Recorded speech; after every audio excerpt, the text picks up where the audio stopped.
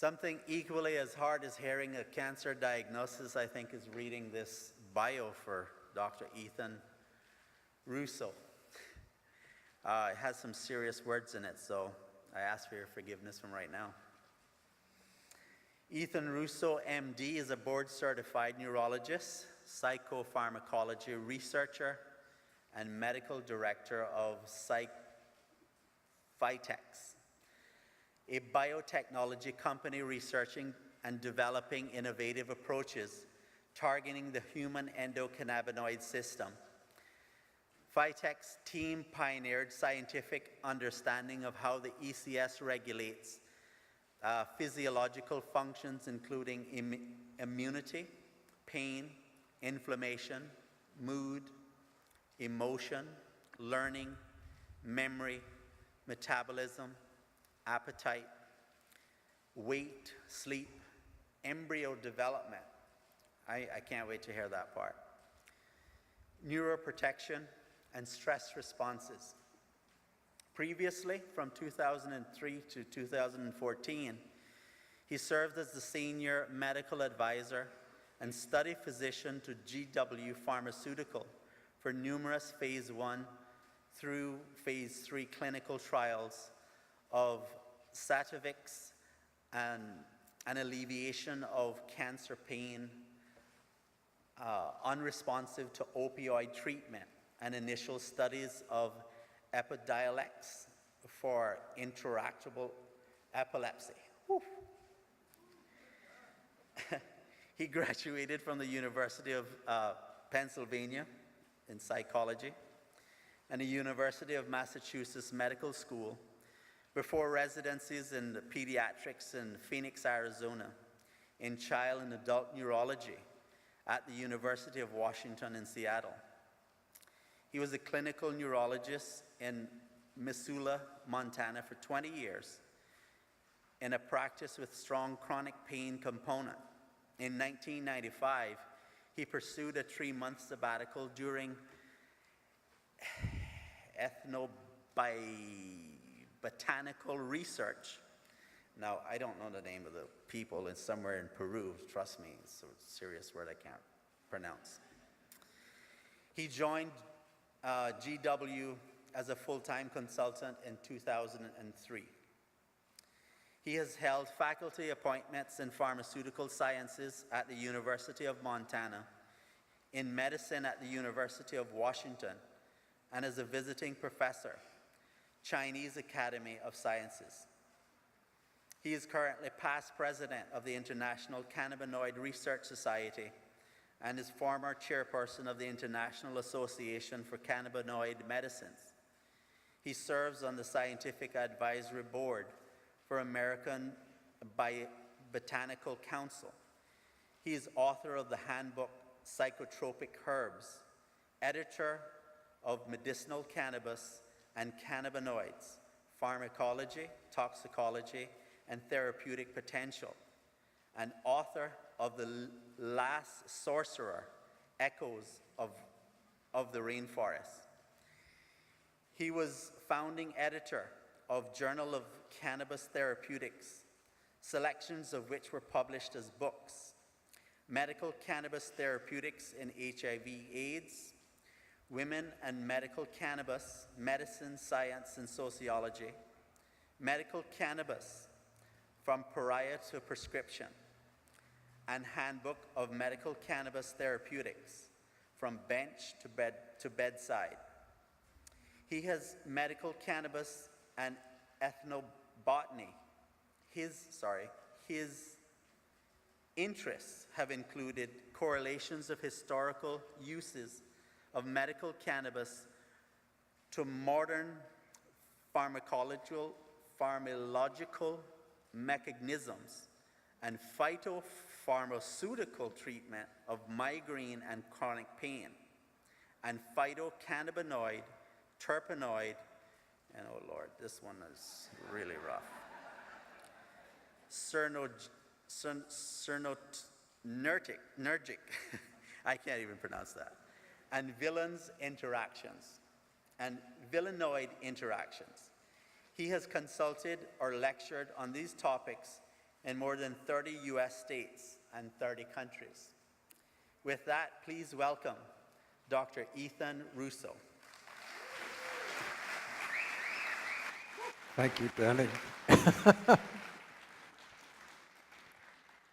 Well, thank you, Denny. I apologize. I thought we sent you the short bio.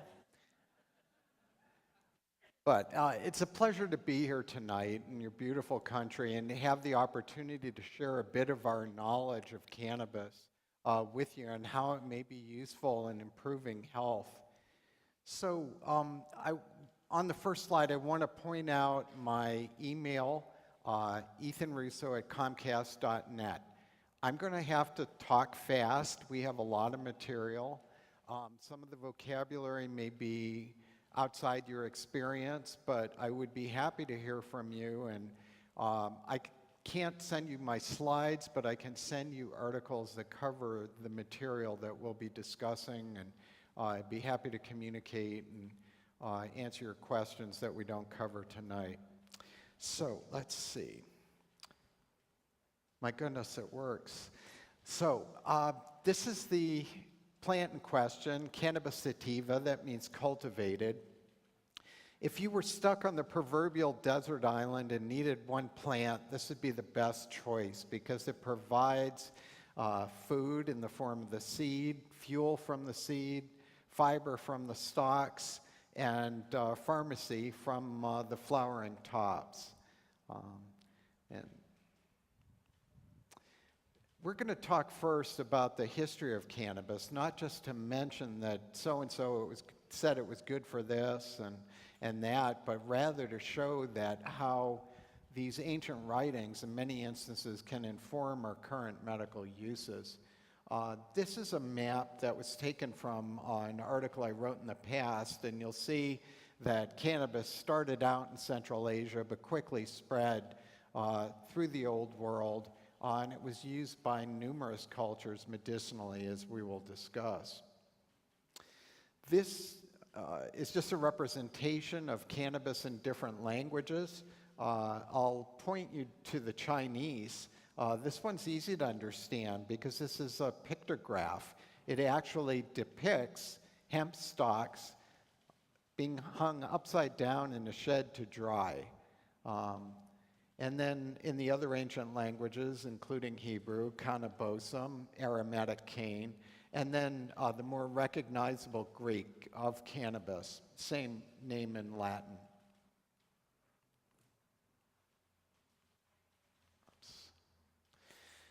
Now, we're going to be a bit hither and yon, but I hope it'll make sense. This writing didn't get written down until about the 1st century of the modern era, but legendarily, this goes back about 5,000 years. Emperor Shen Nung, who described 360 different herbs that were used medicinally. I want to have you pay close attention to what it says at the end. Protracted taking of cannabis may make one fat, strong, and never senile. So this anti-aging was mentioned many, many centuries ago.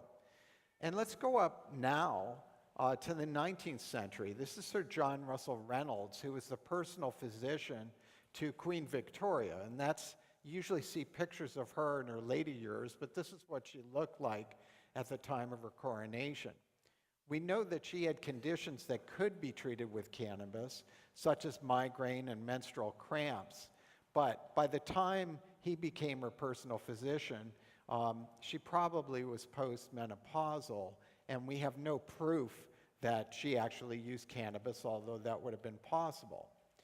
I'm not going to read this whole thing, but basically, Dr. Reynolds indicated that he had a patient with dementia who was suffering sundowning. That's the term we use in modern times to say that he got disoriented at night and would wander. But in using cannabis regularly with him, he was able to successfully treat the agitation and actually arrest what was invariably a progressive deteriorating course. In other words, this seemed to represent proof of what was said by the Chinese millennia before. Now we're going to switch to Egypt, and this actually is not hieroglyphics, but it's the Coptic language. This is from the 2nd century of the modern era. And there were something like 35 mentions of cannabis in this, particularly with an emphasis on treating tumors. So we'll be coming back to that at various times in the evening. And here's one from Europe. Now, the European cannabis was hemp, which might have had small amounts of cannabidiol that we'll be discussing later, but it would be very low in THC, the better known psychoactive ingredient of cannabis. So Marcandier, in his Traité du Chanvre, treatise on hemp, indicated that the seed and the green leaves could be made into a plaster and put on tumors, and it would seem to help them resolve. Now, we don't know whether those were always cancer. They could have been benign tumors, but nonetheless, this is a very important finding. In modern times, this is an animal study. What they would do is take a human tumor and actually inject it under the skin of a rodent. And you can see what happens when there's no treatment in the control, and then as compared to how much smaller the tumor is in an animal that's treated with cannabidiol. So in modern times, we again have proof of what people in prior cultures had shown us. Now, more pertinent are these examples of 2 children with inoperable brain tumors. This was done close by where I live in British Columbia, and you can see in the scans the apparent resolution of tumors in an area that's just not accessible to surgery. And our ability to use chemotherapy to treat brain tumors is quite limited. But this resolution was affected with cannabis. Back to ancient Egypt. These are in hieroglyphics, and so they described something called Shemshemet. And again, there were many references to this for tumors and other things. This particular reference is talking about using it as a suppository in the vagina, affecting contractions, and we know that this is the case. In the 19th and early 20th centuries, cannabis figured very prominent in obstetrics and gynecology practices. Additional piece of evidence nearby in what was then Palestine. This is from the 4th century in a cave in a town called Beit Shemesh. Was this carbonized fragment, which they analyzed. It was found next to the skeleton of what appeared to be a 14-year-old young woman who died in childbirth. And they analyzed this remnant and found that it had cannabinoids that had been burned in an effort to help her deliver. In this instance, it was a failure, but it is an important archaeological find. Subsequently, this gentleman was the longest editor of the Journal of the American Medical Association, Morris Fishbein. In 1930, he described use of cannabis to women in labor to reduce pain and provide a healthy baby, and afterwards the mother could sleep. So that was impressive. These are all things we've forgotten. This is from a personal piece of research. I was privileged to be a member of a large team that analyzed cannabis from the tomb of a shaman who was buried in this tomb 2,700 years ago. He had a huge cache of cannabis, 797 grams. And it was apparent that he was a high status person from the things that were in the grave. There was no evidence that this culture called the Gouche used cannabis for fiber. There were no hemp remnants. Their clothes were made of wool or other fabrics. This tomb had been known for some time, but we didn't have a biochemical analysis. So after many months of preparation, it was sent to the laboratory in the UK. This is a picture on the top right of the material. It looks almost fresh. You can see the glandular trichomes on a leaf of cannabis. So it weathered the centuries very well. We put this through a biochemical analysis and were able to ascertain that there were traces of breakdown products, metabolites of tetrahydrocannabinol, the main psychoactive ingredient of cannabis, thus proving that this is a drug strain of cannabis. Additionally, there was such good preservation, we were able to recover with modern techniques the DNA and again show the enzyme that makes THC in the plant, and also a couple of genetic variants of the sequencing that had never been seen before. Back to China. In the 2nd century, we have this interesting depiction of Emperor Watteau, and you can see he's playing the board game Go, but he's also getting operated on at the same time. The description of this was that this was mixed in a type of wine. Alcohol is a good solvent for the cannabinoids. And he was able to get his tissues repaired and have pain relief at the same time. This goes back to a translation into French in 1849. A little closer to home here, this is a description of folk use in Brazil.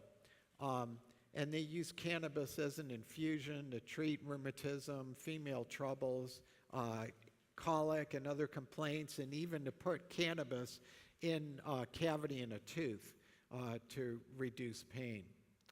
Bringing it up to the modern era, these are randomized controlled trials, which are the gold standard of medical proof of various cannabis preparations in pain. Almost all of these were quite positive. With the material called Sativex, on which I worked for many years, there were actually 6,000 patient years of experience with this. Treatment of cancer pain unresponsive to opioids is an approved indication for this drug in Canada. Garcia de Orta was a Spanish Jew who, in the service of the Portuguese crown, went to India in the 16th century and gave the first description in a modern European language of Indian hemp and its effects, indicating that when people used it, they had no cares or anxieties and broke into foolish laughter. So this is reminiscent of the effects some people experience today. Also, he noted the ability to stimulate the appetite. A little less prosaic, perhaps, but Thomas Short, using hemp in the 18th century, showed that it was good for what we call enuresis. He indelicately called pissing the bed. And in modern times, one of my colleagues in Ireland, Kieran Brady, reported on using a cannabis extract to treat bladder dysfunction in multiple sclerosis quite successfully. Fewer episodes of incontinence, fewer episodes of having to get up to go to the loo at night, decreased frequency of urination during the day. Another example from the Middle East. This is a use of hashish to ease the muscles in the limbs and what flows. My interpretation was that this is a muscle relaxant effect. Subsequently, William O'Shaughnessy was an Irish physician in India, and he is the father of modern cannabis therapeutics because he studied what the Indian doctors did, tried cannabis on animals and then on his patients with great success, including treatment of tetanus, where they actually had survival in patients of what was a uniformly fatal disease at that time. So it was able to relax them so that they could eat and drink and eventually recover. In modern times, again, clinical trials have been able to show us that this is good for muscle tightness, which is called spasticity in multiple sclerosis. This writing indicates all the ways in which it works throughout the pathways that mediate muscle tone in the brain and spinal cord.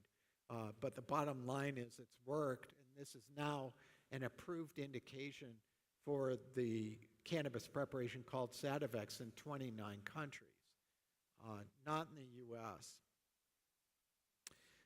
Back to France. This is Francois Rabelais. And this is again with hemp, which would have had cannabidiol, and rubbing it on wounds as a dressing, or especially in treating burns. Now, we know there are lots of ways, based on modern science, that this could help burns. Both of the most common cannabinoid components of cannabis, THC and CBD, reduce neuropathic pain. They're both anti-inflammatory, as are their raw equivalents in the plant. When THC and CBD are used regularly, the need for opioids goes down.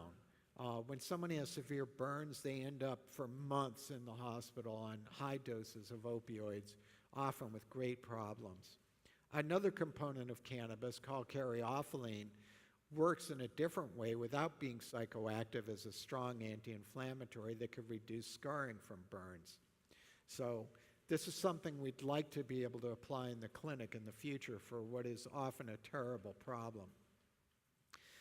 This fellow in 1843, shortly after O'Shaughnessy brought cannabis to the British Isles, used it to treat migraine. And he also was able to successfully get someone off of morphine that had been dependent on it for treatment of the headaches. Previously in the past, we have the proof here that this is a mainstream medicine. Park Davis was a big pharmaceutical company in the States. And from 100 years ago, we have this preparation that had morphine, it had cannabis, and it had capsicum in it. Capsicum being the chili peppers, which also can treat nerve-based pain. So we have three plants that pointed the way to three major systems that mediate pain in our bodies. And it's quite possible that this stuff that came in the bottle is better than any treatment we have for outpatients today. Bernhard Frohnmuller was a doctor in Germany. He studied 1,000 patients and for the effects of Indian hemp, cannabis, on sleep. And he pointed out that this produced a very natural sleep without just knocking the patient out, but allowing them to sleep and without hangover in the morning. So out of 1,000 patients, he was able to cure the insomnia in 53% and get improvement in a lot more. Again, from modern clinical trials, these are studies at Sativex, mainly in pain, but other conditions. What we learned is, again, without being overtly hypnotic, it lowers symptoms, whether it be pain or urination frequency that interfere with sleep and allow very marked improvement in sleep in these different patients in almost every case. Sir William Gowers was one of the fathers of neurology. He had a case history that was in his famous book from 1888 of a person who, by modern description, had Parkinson's disease, which, as I'm sure you know, is a progressive degenerative disease. We do not tend to see plateauing, but a slow decline over time. However, he noticed benefit on the symptoms after applying it for several months and seemed to have a relative arrest in the progressive nature of the disease. In modern times, we have similar attestations from the Czech Republic. Katerina Venderova et al. Did a very elaborate survey in the Czech Republic. They had a news magazine where someone who was using an oral extract of cannabis for many months reported benefit, and so a bunch of people did it. They found 26 patients. Unlike many conditions where cannabis works quickly, there was a delay in onset of the benefit, but almost all the patients who persisted to take it for 3 months found benefit on a wide variety of symptoms of what otherwise is an extremely difficult problem to treat. Cannabis comes in many forms. It's interesting to me that Sativex is an oromucosal spray. It's sprayed in the mouth, but the first mention of applying a cannabis preparation this way was actually back in 1897 by this gentleman at Cambridge University. Now, he did it through self-experimentation, which might get a doctor in trouble these days, but it was routine then. This is now the most frequently used approach for a prescription cannabinoid. Jumping back in time, this is from Persia in the 9th century, Sabur ibn Sahl. This is the oldest direct reference I've found to treatment of migraine with cannabis, and it's very interesting because it was applied with other herbs in the nose. In migraine, one of the problems is you often can't get medicine in orally because the person's nauseated and vomiting. But with something in the nose, you get by that problem, and I imagine this might have been very effective. Unfortunately, I've been trying for 20 years to do my own controlled trial of cannabis and migraine. I haven't been able to yet, but we do have an uncontrolled case series from the state of Colorado, and basically patients who got cannabis at this clinic cut their rate of headaches per month down from 10.4 to 4.6 attacks per month. That's not zero, but it's a very noteworthy improvement. And there was a reduction in frequency and severity. Unfortunately, regulatory bodies like the Food and Drug Administration don't consider this kind of evidence at all. Without the randomized controlled trial, it might as well not have been done. However, at minimum, it points us to something that should be studied in a formal way that science, government, and physicians can accept. So we might ask, why did such a great medicine leave the pharmacopoeia, the available drugs? Well, cannabis wasn't standardized. They had great problems with quality control. The original material had to come by boat from India to England, and you can imagine that mold and other problems would set in. It took until 1964 to figure out the active ingredient, so-called, in cannabis, not that there's just one. So we didn't know the biochemical basis of its pharmacology. It was tough stuff to handle. You couldn't inject it. You couldn't dissolve it in water. There were all kinds of problems that way, but politics intruded, and that is the biggest factor. Subsequently, cannabis in the 60s became most prominent as a drug of abuse. It drove it underground, and as often is the case, the effort was to make it more and more potent with THC to the exclusion of other cannabinoids, particularly cannabidiol. Nowadays, again, even though it was part of the pharmacopoeia, to get it back in, we have to complete the randomized controlled trials, and we'll talk more about that subsequently. So that's the end of the first session, and hopefully we'll get the next one loaded up.